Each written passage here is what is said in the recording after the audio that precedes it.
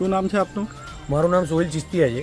હા, અને કયા વિષય પર આજે અહીં તમે ઉપસ્થિત છો? અત્યારે અમે ખેડા જિલ્લાના વસો તાલુકાના પીજ મુકામે છીએ અને અત્યારે અહીં આવેલું શાહી કબ્રસ્તાનની અંદર અગાઉના થોડા દિવસો પહેલાં ગામના મુન્નાભાઈ પટેલ અને પ્રવીણભાઈ પટેલ જીસીબી ચલાવનાર એક ભાઈ અને અન્ય ઘણા બધા ઈસમો દ્વારા કબ્રસ્તાનના ટ્રસ્ટીઓની મંજૂરી વિના ગેરકાયદેસર રીતે કબ્રસ્તાનમાં આવેલો વર્ષો જૂનો એક લોખંડનો થાંભલો જીઈબીની મંજૂરી નહીં, કબ્રસ્તાનના ટ્રસ્ટીઓની મંજૂરી નહીં, કોઈ પણ જાતની મંજૂરી વિના ગેરકાયદેસર રીતે આ બધા તત્વોએ આવી કબ્રસ્તાનની અંદર આ થાંભલો ગેરકાયદેસર રીતે કાઢ્યો અને થાંભલો કાઢવાનું હમણાં આમાં બહાનું લાગે છે, પણ થાંભલો કાઢતી વખતે ઘણી બધી કબરોનો નાશ કર્યો અને કબરો ઉપર જીસીબી ફેરવી પાડ્યું.